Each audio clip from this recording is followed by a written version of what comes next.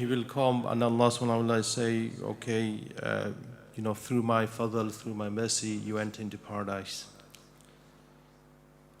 And this person, he'll just have a thought in his mind. He's just thinking in his mind that, what about my 500 years of worship? All of the worship I did. And just because of this thought, Allah subhanahu wa ta'ala will bring him back. And they'll instruct the angels to take him near the hellfire, meaning quite a bit of a distance. In some narrations can say up to like 500 years distance towards the hellfire. So as the angel is taking this person towards the hellfire, suddenly he feels all of this heat. So there's so much heat coming now. And he's thirsty. So he says to the angel, can I have some water? I'm very, very thirsty. So water like this. So the angel said, it's going to cost you. It's going to cost you. It says, what is the price for this glass of water? And then the angel says, 250 years of your worship. What can the man do? He's thirsty, he's quite of a distance from the hellfire, but it's like the sun, isn't it? The sun is so far away, but we can feel the heat. And imagine how hot the hellfire is. So anyway, so what happens is, he says that he agrees, okay, I've still got 250 years of worship. So he gets his water, he's drunk it, and again, the angel is taking him around, and then he says, I'm thirsty. So he says, you have to pay the price. The angel said, you have to pay the price. What is the price? The price is another 250 years of worship. Just for 2 glasses of water. What can he do? He gave his 250 years of worship. Then he was brought back to Allah subhanahu wa ta'ala. He was thinking, I've got nothing left now. I'm going to be thrown in the hellfire. So, he's like walking, sad and everything. And then Allah subhanahu wa ta'ala says to him that it's not because of your worship. You couldn't even fulfill 2 glasses of water through my fazl. It's through my fazl that you will enter into paradise.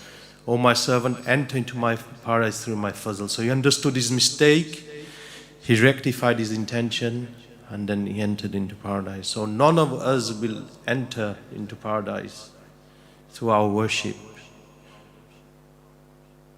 but through the fazl of Allah subhanahu wa ta'ala. And that's why I was mentioning about this part, that we are human beings, we have iman that Allah's blessed us with.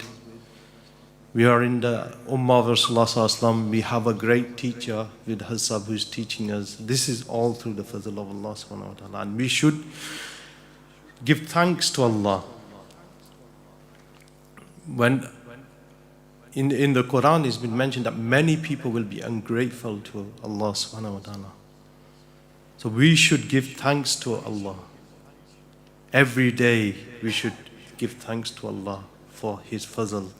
And if you give thanks to Allah, Allah mentions in the Quran that He will increase you, He will give you more.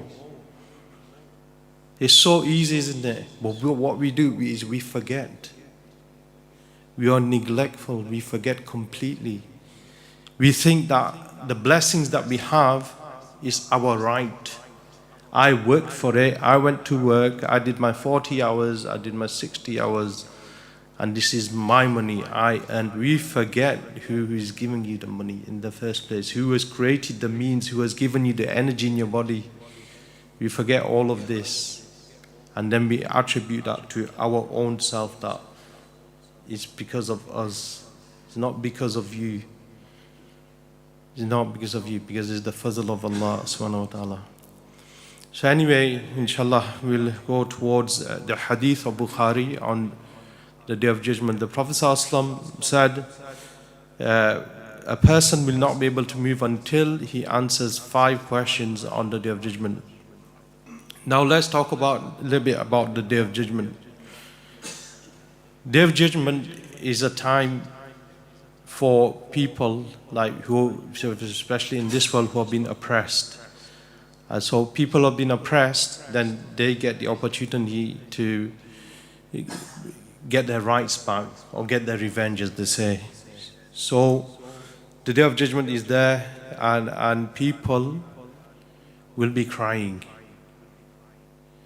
The tears will dry up, and the tears of blood will come. So normal tears will go, and the tears of blood will come. And there'll be so much regret. People will be regretting so much on that day. I wish I'd done this, I wish I'd done that. Sometimes when we're in the world and there's a good business deal going, or something that you can buy, or a holiday that you're going to book, and then you think, if you had booked it, you were just about to book it, then thought, oh, let me just delay. You became lazy, or you didn't do anything, you didn't book it. And so what happens? That a week later, you want to book that holiday and it goes up in price. So say 100 quid or 150 pound. Or that business deal when you knew you could buy something for cheap, but you hesitated and you didn't buy it, and then you lost that deal. And the same concept on the Day of Judgment, that there's so much regret when you lose money or when you lose that, so in the worldly terms.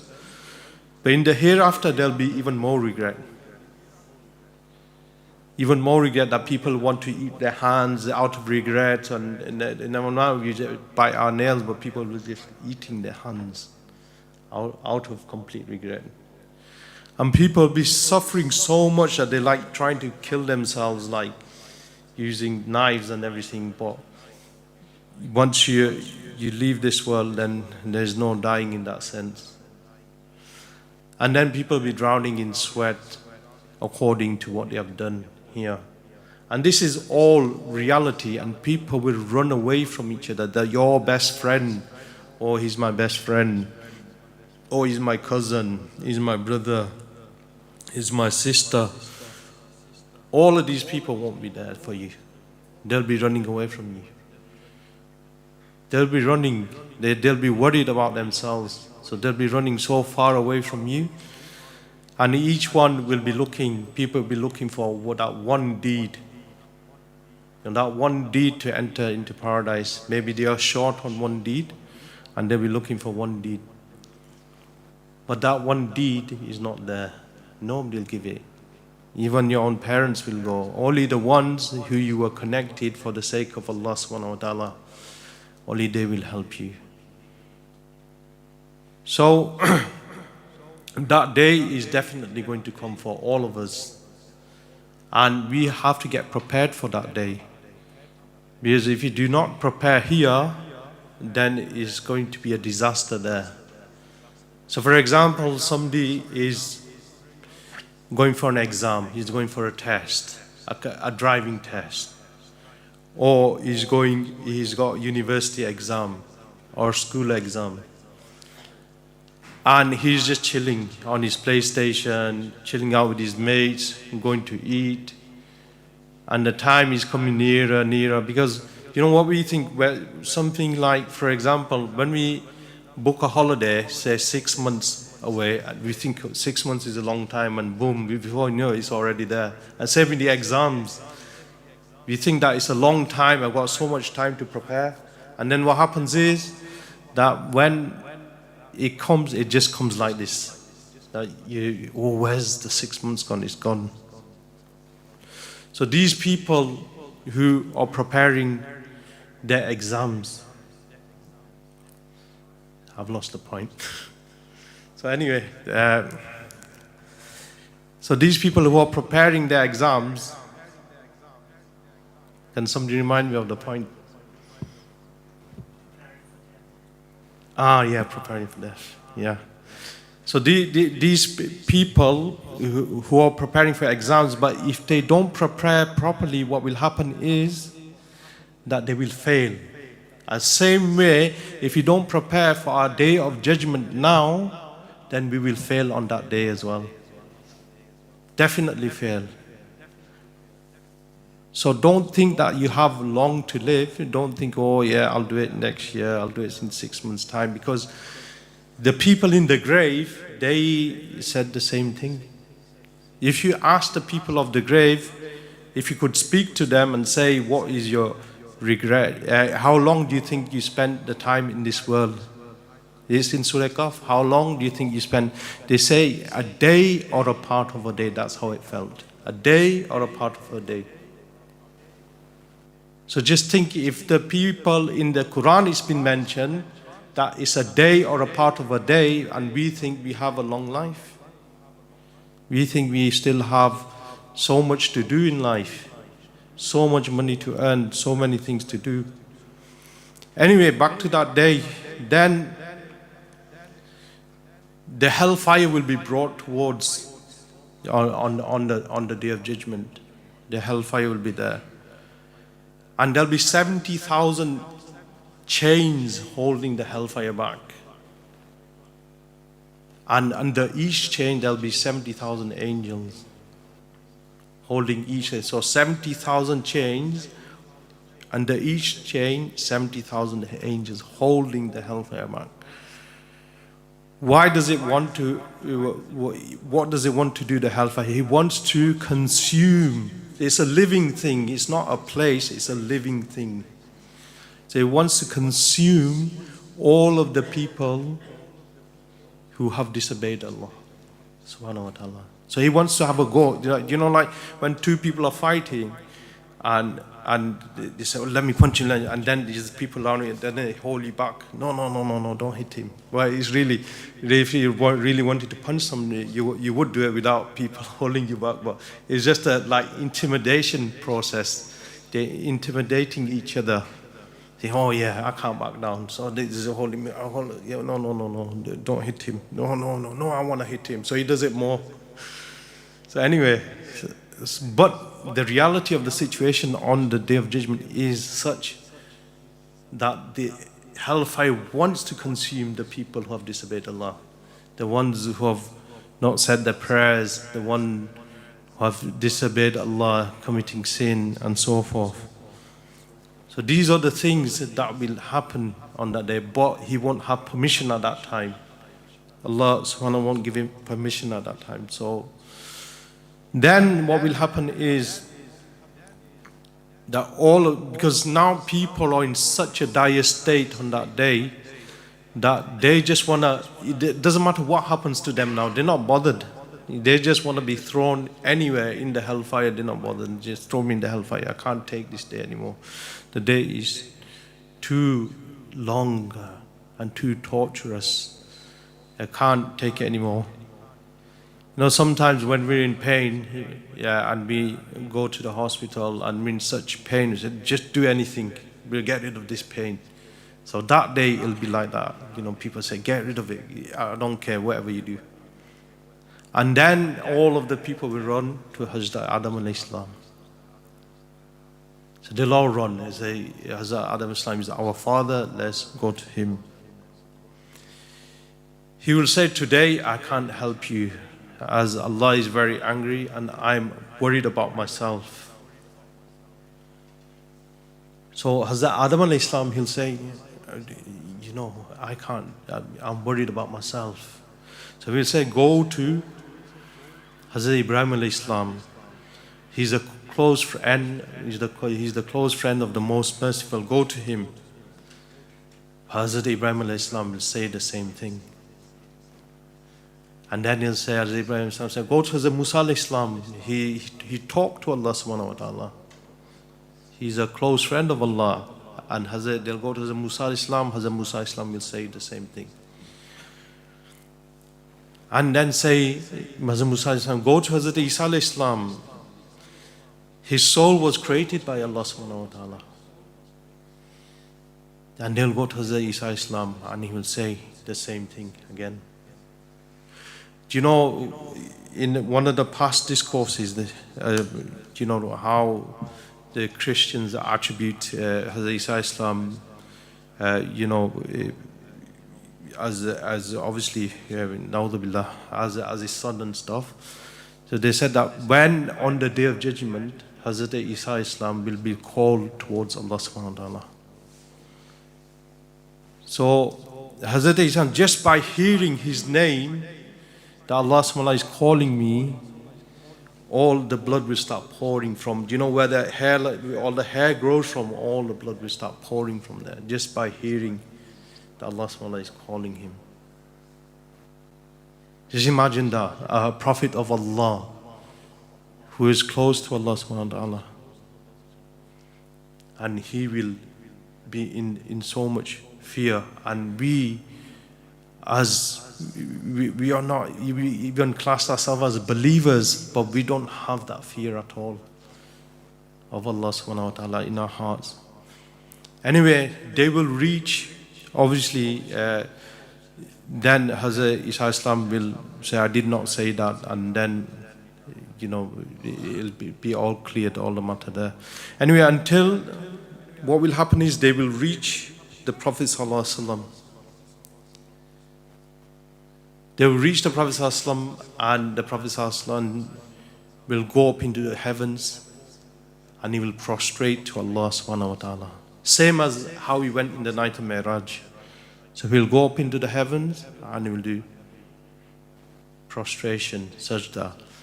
And then nobody knows how long the Prophet ﷺ will be there. But they will be there with Allah subhanahu wa ta'ala.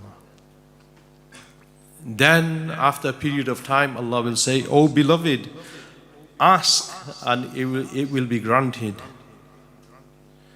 The Prophet ﷺ will ask for the judgment to start. As many people are in distress and they don't care where they go but want to be out of this situation. So the Prophet ﷺ will do sajda, and then the Prophet ﷺ will return to the field of Hashar. And then one by one, like a vision, the unseen world will open up. So the unseen world will open up. And the doors of the first heaven will be seen. And all the vast amounts of angels will descend. So the first heavens will open and all the angels will come down. And one by one, all the other heavens will open up. Then the arsh will be seen. Normally they say only 4 angels carry the arsh of Allah subhanahu wa ta'ala. But this time there'll be 8 due to the anger of Allah subhanahu wa ta'ala. So normally only 4 angels carry the arsh, this time there's 8. Then Allah subhanahu wa ta'ala will address the people. O people, since I've created you, you were talking. I was listening, the angels were protecting you. But they didn't stop you. You did whatever you chose to do. So whatever we chose to do, we did. With this freedom of will that we have, we decided to swear, or we decided to sin, or we decided to oppress, or we decided to do dhikr, our prayers. It was our choice that we got given. This freedom of will that we have, you made a choice. You did good and bad deeds and I kept on watching. Today you remain quiet and no one has permission to speak. Today, if the good deeds are written in your book, praise Allah, and whoever has done bad deeds and has made me angry, do not blame anyone. Do not blame anyone. It's your own fault. Don't make excuses. Oh, I didn't have good parents, my friends weren't good, the environment wasn't good. You can't, there's no excuses on that day. Nothing will count. Blame yourself. So it's a time where, it's going to happen. It's not a story that we watch in the movies on Netflix and think that, I've watched one movie and I'll move on to the next one and move on to the next one. It's not like that. These are real things that's going to happen to all of us, and we have to wait for that day to come. So as mentioned, that do not blame anybody, but blame yourself. Then people start blaming the shaitan. They're saying that, shaitan has done this to me, shaitan has done that to me. It's the shaitan, it's not me. Let's blame the shaitan. Isn't that the case we see all the time? Or what happened to you, brother? You started smoking cannabis. Yeah, brother, it's the shaitan. Brother, what happened to you? Like, you started drinking alcohol. Oh yeah, it's the shaitan. Do you know what I mean? Brother, you're not coming to the masjid. Brother, the shaitan is stopping me from coming to the masjid. So this is what you hear. I mean, people go out and give dawah, and when you hear, these are the excuses that people make. And another excuse is that, when Allah gives me tawfiq, when Allah gives me tawfiq and, maybe a light might descend from the heaven. If it hits me, then I'll become all pious and righteous. When Allah gives me tawfiq, then I'll do it. But what is tawfiq? So tawfiq is that Allah creates opportunities for you, and then you, with your own freedom of will, do that action. For example, now this water is being placed in front of me, and then I'm going to carry on looking at this water. I'm thirsty, I want to drink, but I'm going to carry on looking at this water. I'm going to say, when Allah gives me tawfiq, then I'll drink it. Allah's given you these hands, so you got to pick it up and you got to drink it. Yeah? So you have to pick it up. So the tawfiq is that Allah's given you this ability, this healthy body, healthy mind, to pick up the water and put it in your mouth and drink it. That's tawfiq. So if Allah has given you a body, Allah has given you the means, then what's stopping you coming to the masjid? What's stopping you from doing the zikr of Allah? What's stopping you from opening up the Quran? The tawfiq's already there. But we think it's some kind of an inspiration that comes to the person's heart. And then something magically will happen, like a magic wand. A magic wand will come, and then something will happen. You have to strive. This world that Allah subhanahu wa ta'ala has created is a testing place, not a resting place. So you're going to be tested. You're going to be tested through your family, through your children and everything. So you have to put that effort in yourself. Take one step. In the hadith to the Nishmin, it's been mentioned, take one step towards me, take one step towards Allah, and Allah will take 10 steps towards you. Meaning Allah will open up doors for you. But first you have to make that initial step. You have to get up and say, I want to do it. Whatever you have in mind, don't be negative in your mind. Don't think that you can't do it. Think that I can do it with Allah's power. It's not your power that you're using. You're using Allah's power. With Allah's help and power, I'll be able to do it. And when you do it, then you attribute that to Allah subhanahu wa ta'ala. So how much power does the shaitan actually have, that people keep on blaming the shaitan, this shaitan, that? So if you think of it, has Allah given more power to shaitan and less to you, so he could beat you up and take you away? How is that possible? So we got to start thinking in it that we are the believers, the believers are friends of Allah. When they say the Shahada, they become a friend of Allah. But there's levels and degrees to the friends, but nevertheless, you are a believer. So, when the decisions have been made from paradise and the hellfire, and the people see shaitan and start blaming him, Allah subhanahu wa ta'ala will order a chair made out of fire in which the shaitan will sit. So a chair made out of fire, and the shaitan will sit in there. And then he'll address the people. Now the shaitan is sat in his throne of fire, and now he's addressing the people. And this conversation is actually in Surah Ibrahim, verse number 22. So it's in the Quran.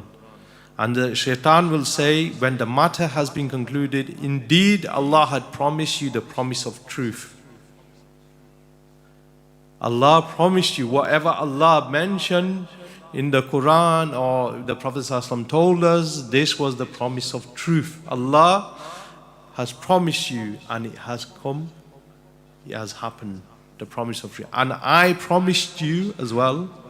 When these whispers of the shaitan come, what is he doing? He's making a promise to us. I promise you this, I promise you that, you'll get this, you'll get that. So I promised you, but I betrayed you. I betrayed you. I had no authority over you except that I invited you. And you responded to me, so do not blame me, but blame yourself. So he said, I had no authority over you except that I invited you. Like for example, if somebody says to you, oh, come and play football with us, or come to the restaurant. He's nodding his head. You want to come play football? MashaAllah. So, or come to the restaurant with us. Come and have some food with us. And then the person says, I'll come with you inshallah. Or he might say, I can't come. So what is this? It's an invitation, isn't it? Whether now the choice is yours. That invitation has been given. Come for food, come for football, or let's go to the cinemas, or let's take some drugs, let's take some alcohol, or let's do this, do that. So this is an invitation by the person, isn't it? And it's up to you whether you accept that invitation or not. That invitation is for you to accept through your freedom of will. So whether you accept that invitation or you don't accept that, that's your choice. And the choice that you make has consequences. The choice that you make has consequences. Now, for example, if you're going to eat, you go to a restaurant, the choice you make, you probably end up eating nice food. You might eat a steak or burger or whatever, but now you made the choice, and in the end you're going to feel happy. Oh, mashallah, I had good food today. And somebody who takes drugs, then maybe afterwards he's going to regret what he did. Or somebody takes alcohol, he's going to regret what he did. But the choice was on the person. It wasn't on anybody else. It was your choice that you make. And this is what the shaitan is saying, that I whispered into your mind. Waswasa. You can hear it, the whispering was. It's like a whispering sound. So the shaitan whispered into our mind, and we knew what Allah has told us to do and what the Messenger ﷺ has told us to do. And we knew what was right and what was wrong, and we still chose to do what was wrong. So why are we blaming the shaitan? We have to blame ourselves, because shaitan didn't physically go and drink the alcohol. We did. We physically went and drank the alcohol. We physically took the drugs, or we physically watched something we shouldn't be watching on the internet. We did it. So then he says, I cannot be called to your aid, nor can you be called to my aid. Indeed, I deny your association with me. Indeed, for the wrongdoers is a painful punishment. Now he's saying it himself. The shaitan is saying himself that, that for the wrongdoers is a painful punishment. So this is the situation that's going to happen on the Day of Judgment, and we have to be very, very careful.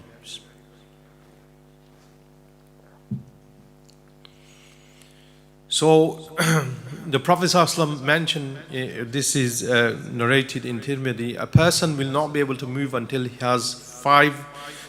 answers 5 questions on the Day of Judgment. So number 1 will be, what was your purpose and mission in life? So what was your purpose in life? What was the thing that made you get up in the morning, and when you're asleep in your nice bed? What's the thing that made you get up in the morning? What's the thing? There must be something that gets you up from your bed. What was the center of your life? What was the center of your life? If you want to know what, what you're attached to, then our blessed teacher mentioned that when you go to sleep, when you wake up in the morning, and the first thought that comes to your mind is the thing that you're attached to. The first thing that is, in your heart and in your mind that you're thinking about deeply. This is. So was it attachment to the world, money, woman, desires, ego? Was it politics? Was it business? So everyone has a central point which their life revolves around. It's like the planets are orbiting the sun. So it's like this. So what is the thing is the central point of your life? If it's the deen, alhamdulillah, you're on the right track. If it's purifying yourself, if it's getting closer to Allah subhanahu wa ta'ala, then you're on the right track.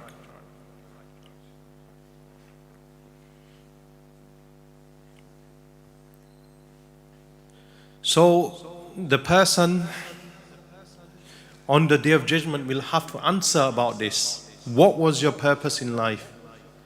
You won't get away with it. So they mentioned, our blessed teachers mentioned that there's 50 checkpoints on the Day of Judgment, 50 checkpoints. And under each checkpoint, a person might have to answer to Allah subhanahu wa ta'ala for 1,000 years. So 50 checkpoints, 50,000 years of the Day of Judgment. So imagine being there, just answering this. If Allah doesn't forgive us through His fadl, then we have to answer every little thing will be asked about. And all of the things that we have done in our lives and we've not repented for, then a big screen will appear and all the family members will be present and they'll be looking at our sins that we have committed in this world. And the person will be so embarrassed that he will ask Allah subhanahu wa ta'ala, throw us in the hellfire. He'll be that embarrassed.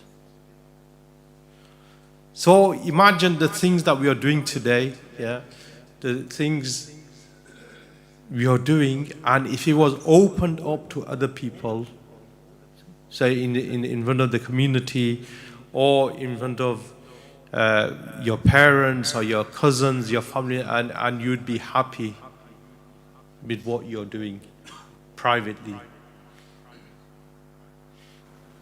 But on that day, whatever you're hiding is going to be apparent. Because remember, we think we can hide from the people, but we can't hide from Allah. Right now we are sat here, each one of us are thinking a different thought, and Allah SWT knows every single one of our thoughts that we are thinking. How can you hide from a being, from Allah, who has created you and He knows everything about you more than you know about your own self? How can you hide things from Him? Yes, because Allah is merciful, He gives you time. There's sometimes, like they say that, the drug dealer, the dealers, they're dealing drugs and they're making money, and he looks very attractive. They're driving around fast cars, flashing the money, the cash. So the youngsters look at these people, these gangsters, and they even make Netflix movies out of them, making them look good, on TV. It's just crazy.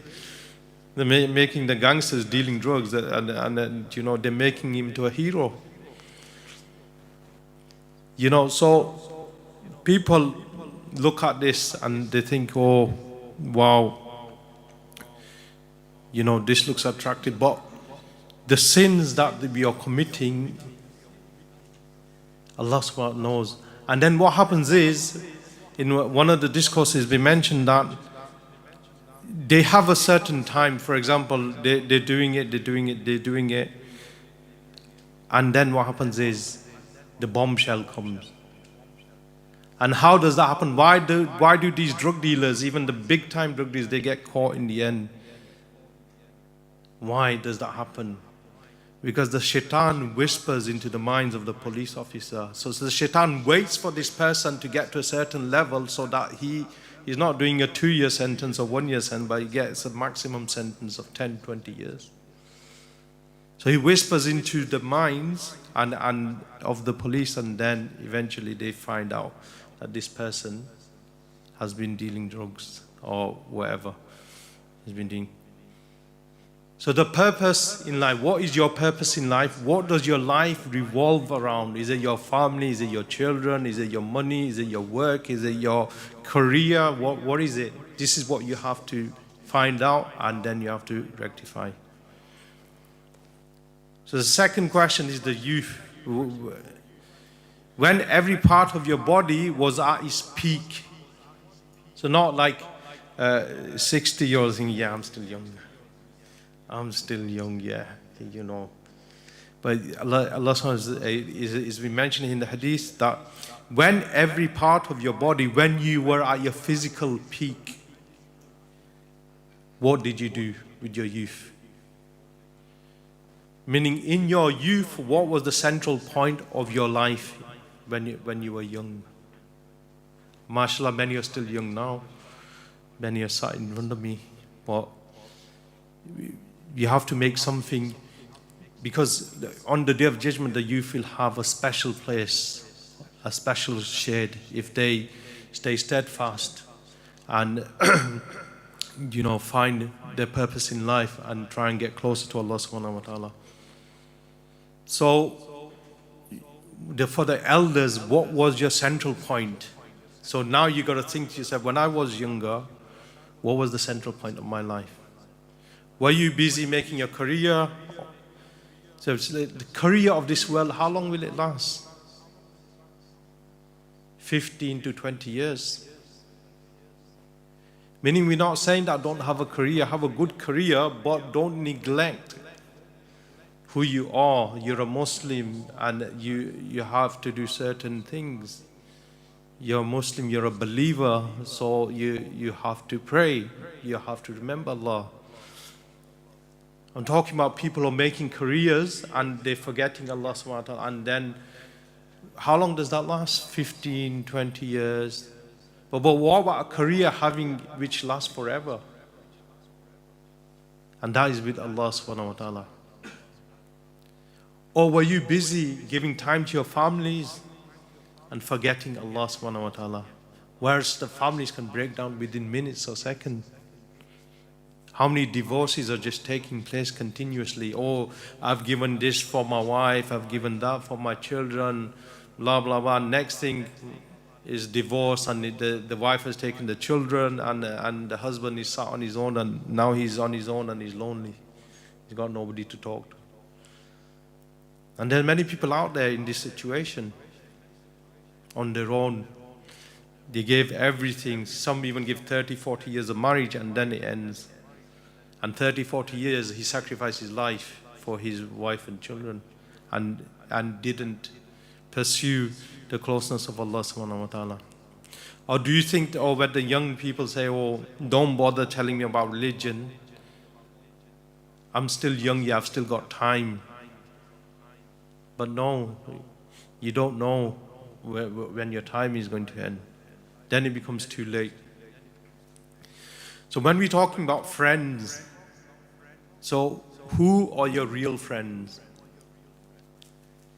How do you check this? Who are your real friends? So just think that you're on your deathbed right now. So you're on your deathbed. Which type of people do you like to be surrounded by? Which type of people would you like to be surrounded by? Now these are the people that you want to become friends with. So is it people who are druggies, alkies, or is you want pious people around you? You want pious people, yeah? MashaAllah, that's good answer. Look, a young person is saying this, MashaAllah. So even he knows this at this age. So now's the time to change your friend circle and be around the people who will take you towards Allah subhanahu wa ta'ala. Your friends aren't friends when they're taking you towards the hellfire. There's two types of friends. One says, brother, come to the masjid. Sister, come to the masjid. You know, we've got a gathering happening. And then they run away from this. Next time they see this person, oh, he's come back. Yeah, let's run away from him. They look at him from a distance. Oh, you know, he's going to invite us to the masjid. And then they run around the back street hiding from this person. Isn't that true? Or they avoid your phone calls. You're texting them and they pretend that they've not read the text, but they flick down from the top. They've seen your text and then they flick it back up. So when you press on the text, it doesn't show read. So the other person can't see it. And then then later on he texts you, oh yeah, oh you've not, I thought you hadn't read the message. Yeah. So they run away from you. But these are your real friends, that the ones you're running away from are your real friends. They're the real friends. And the ones who are saying, come to the club, come to the pub, let's have a line of coke. Let's have some weed. Let's have some alcohol. Let's go and chase the women. These are not your friends. They're the ones who are taking you towards the hellfire. These are the ones who are taking you to the hellfire. They're not your true friends. The true friends are the ones you're running away from. So always remember that. So the youth, when it comes to the companions, the youth, you know, there's so many companions. That at the age of 19, Usama ibn Zayd radiallahu ta'ala was leading the army for the Prophet sallallahu alaihi wasallam. At the age of 19, and even then after, Hazrat Umar radiallahu ta'ala used him to command the army of 5,000. Imagine that. And then you come across the story of Hazrat Musab ibn Umair radiallahu ta'ala. He was so rich, like a millionaire. His mother had everything. He had the best clothes, the luxury clothes, everything he had. You know, he could afford it. For him, it was easy. And the shoes they would wear, imagine the pair of shoes in today's day and age, right? Imagine you wearing a pair of shoes, but the person is working in a good job. It takes him 1 year to earn that kind of money to attain. These are the kind of shoes that he was wearing before he accepted Islam. And then what happened? He accepted Islam and he gave, his mother cut him off of everything and he gave everything up. He was good looking, the women wanted to marry him, he had everything, he gave everything up. And in the Battle of Uhud, where he got martyred, you know, and he was holding the flag, and even he held it to the extent that both his arms were chopped up and he's still holding the flag on his bosom or on his teeth. You know, and then in the end, you know, when they found his body, even the Prophet ﷺ had tears in their eyes that when they found his body, that didn't have, you know, the white cloth that you put on the dead body, that when they put it at the head side, his legs were uncovered. If they put it at the leg side, the head would be uncovered. That, it didn't even have that. So they had to get some leaves and stuff to cover his body. This was a young man who was a millionaire, and you know, he gave up so much. And the next is the means of income. So what your means, halal or haram? There's an incident I want to talk about, because what happens is, like, when you don't control your nafs, it doesn't matter what age you are. So for example, if you don't control yourself now, so if you don't control looking at the opposite gender now, what happens is when you're 70 and 80, you'll still be looking. When you're not controlling your income now, making it into halal, when you're 70 or 80, you'll still be searching for that haram income, the gangster income. So anyway, it's so funny this, like, so during the Easter weekend in 2015, yeah, this is a true story. These pensioners, right, 5, 6 of them pensioners in London, yeah, what they did was they planned a robbery, yeah, And it was an underground safety deposit box, so people put their valuables in, their jewels, the money and stuff. So it was in the facility in the London's Hatton Garden. So in London's Hatton Garden, these pensioners thought, oh, I'm skint, I need some money. So they planned this robbery, and they went into the heart, of London, Hatton Garden, near the Hatton Garden area, and then they went into the jewelers in an affluent area, and then what they did was, as they were going in, they brought their sandwiches and their teas. So while they're doing the robbery, they're taking the sandwiches and the teas, and they took the machinery, and they were dressed as workmen. And they're like huffing and puffing, that they couldn't lift anything, and they're just like huffing and puffing. Anyway, eventually they got in, and what they did was they went underground, and they had this kind of machinery. So they were like engineers and stuff, so they knew what they were doing, but they were just old pensioners by that time. So anyway, they put the machinery in, and they managed to raid, like they said that 15 million, 16 million. And some on the TV saying about 40 million that they raided. Anyway, they couldn't even carry the bag, so one of them passed out on the floor. And then they had to give him his insulin, diabetes insulin. And all of these things were happening. But the point, anyway, eventually they had it for a couple of weeks, and then they got caught by the police. And then they got jailed, and one of them died in jail, They only got 6 years, but one of them died in the jail. But the point is making, the nafs is such that if you don't control it now, even when you get older, you'll be planning and plotting these kinds of things. You'll be planning and plotting these kinds of things. And again, if you don't control your nafs, at the age of 70, you'll be looking at a 20-year-old woman and thinking,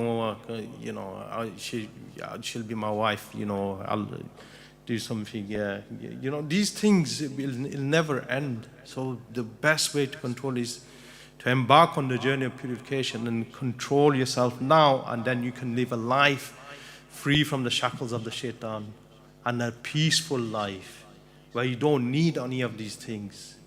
You don't need any. Then you've got Allah in your life. When you have Allah in your life, you don't need anything. Why do you need anything? Allah's there for you. So the means of income is important. And then number 4, the expenses. See, the money that we have, that we earn, we think it's ours. It's not ours. Allah has given us this money. It's like, Allah is saying here, have this money, Allah, so we can utilize it for our means, necessity means. So we're just a trustee over it. So everything is owned by Allah subhanahu wa ta'ala. And you can't waste money. Even, why do you think the companions were so scared? At the time, even last week, our teacher mentioned there was a companion, and at the time of his deathbed, he was scared that he had too much excessive stuff. And when he passed away, they found that he had only 30 dirhams to his account, to his name. And he was afraid. And what we do, we hoard things. The Asian people, it'll come in handy. 10 years later, it's still in the same place, not being used. Money, women love spending money. They'll probably be cursing me right now, but it's just, I need a new clothes, I need dress, I need this, I need that. Always money. But these things will be asked of you on the Day of Judgment. You want to stand there on the Day of Judgment explaining to Allah why you spend this money. And the worst way to spend money is to spend it on haram. Allah has given you a blessing, and then you're utilizing that same blessing on the haram stuff. And that's the worst way to use the money. And the best way to use the money is to donate. Donate and help people. That money is not wasted then. That goes into your bank balance in the hereafter. It goes into the account of your hereafter. That money is not wasted. It's never wasted. So, Even wasting water, water, when we run the tap, we sorting our clothes out, and we put the shower button on, and then we're going in the room, or let me get my clothes ready, and the shower still running on the side. This will be asked. When you're brushing your teeth, leaving the tap running, even the water that will ask. If Allah wants to hold you accountable, then every look that you look, everything that you look at, Allah subhanahu wa ta'ala can ask you about that as well. Why did you look here? Why did you gaze here? What was the reason behind this? So them 50,000 years isn't 50,000 years for no reason, because everything can be asked in detail by Allah subhanahu wa ta'ala. And when you help the poor, it's been narrated by Hazrat Abu Hurairah radiallahu anhu that the Prophet ﷺ said, the one who looks after a widow or a poor person is like a mujahid, a warrior who fights for Allah's cause, or like him who performs prayers all the night and fasts all the day. So imagine a person helping that money that you have, you're helping others, and this is the reward that you will get. Rather than keeping it in your bank, which through inflation will go down and down anyway, what's the point of that? So send it to the hereafter or help others in need. So these things will be asked. How did you spend your money? And then lastly, the knowledge and practice. So Sayyidina Shaykh Abdul Qadir Jilani rahimahullah said, you're learning knowledge, to the nearest meaning, that when will you keep learning this knowledge and reading books? Now close the book of knowledge and then open the book of practice and amal. So open the book of practice. How much are we going to learn? How much knowledge are we going to learn until we start practicing? There's certain companions, they would come to the Prophet ﷺ and learn one thing, and then they would go away, and they wouldn't come back for weeks on end. And then when it was inquired, where are these people gone, or where is that particular person gone, they said that, that one piece of knowledge, he was practicing that one piece of knowledge. Until he practices that, then he'll come and take some more knowledge. Now we have knowledge, so much knowledge, but then we look into our lives, is there any practice of that knowledge? We've not come for entertainment purposes, being entertained.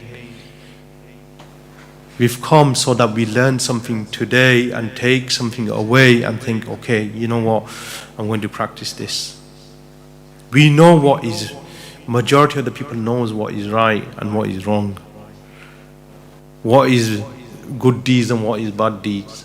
What you need to do, you know already what you need to do. Nobody needs to tell you. Practice that knowledge, even if you have small amounts of knowledge, just practice what you know.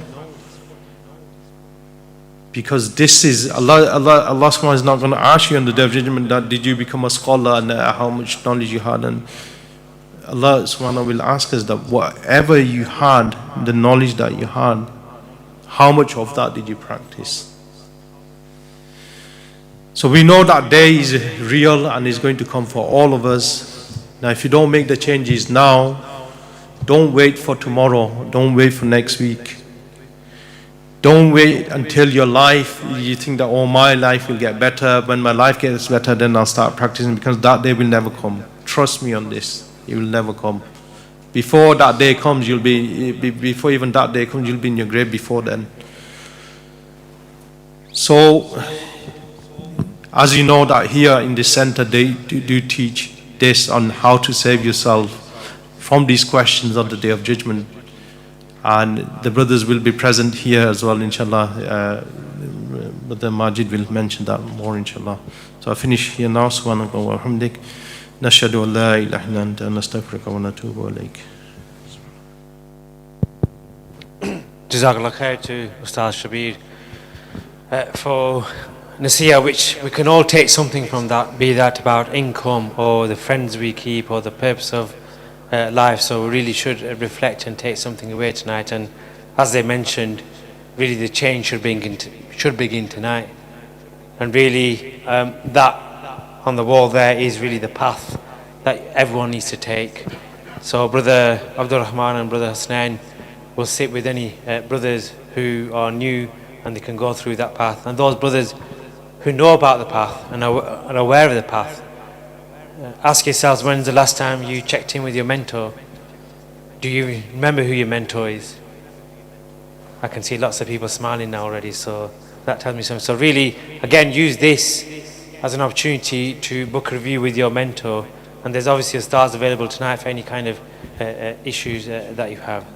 There's a number of announcements quickly which we'll make before Maghrib. The first one is that there is a workshop coming up on the 25th of May in Oldham. It's run by Wise Life Academy, and it explores vital topics like the marriage mindset, expectation versus reality, delving into deeper levels of marriage. So unless you've got a perfect marriage, and if you have, then you should be teaching the course, then really people should be signing up to this course, because we all have issues, and when we have issues and we're mourning about it, now's an opportunity to come to this course, sign up for it, and inshallah you'll see solutions offered. So that's on the Saturday the 25th of May. If anybody wishes to get details, please come and see myself. The next event we have, this is for sisters on the 29th of June. It's the Indeed I Am Near Light Seekers event in Ashton. Again, please, you have to register for that, and that will also teach you really the secret to effective supplication. The next announcement is the Mosque Open Day in Nelson on the 18th of May. It's an event run by Seek to Change, and it's open to all faiths and non-faiths. Again, I would encourage people who have contacts in that vicinity to send that post to them and encourage them to sign up. And again, registration is mandatory for that event. And finally, quickly before Maghrib, we have the summer family holiday, which is taking place at the end of August. Over 50% of tickets are already sold, and as you know, last year it was sold out. So again, I would encourage you to register. The early bird offer definitely runs out at the end of May, so please, no one phone myself or anyone asking for that discount to be extended. So really you should take advantage and sign up yourself and your families for this event. So we will now have the break for Maghrib, and then inshallah after the Maghrib Salah we'll have a short adhkar sessions, and then we will have the dhikr. So we will now break for Maghrib, and people have got time to quickly refresh their wudu. Jazakallah khair. As-salam.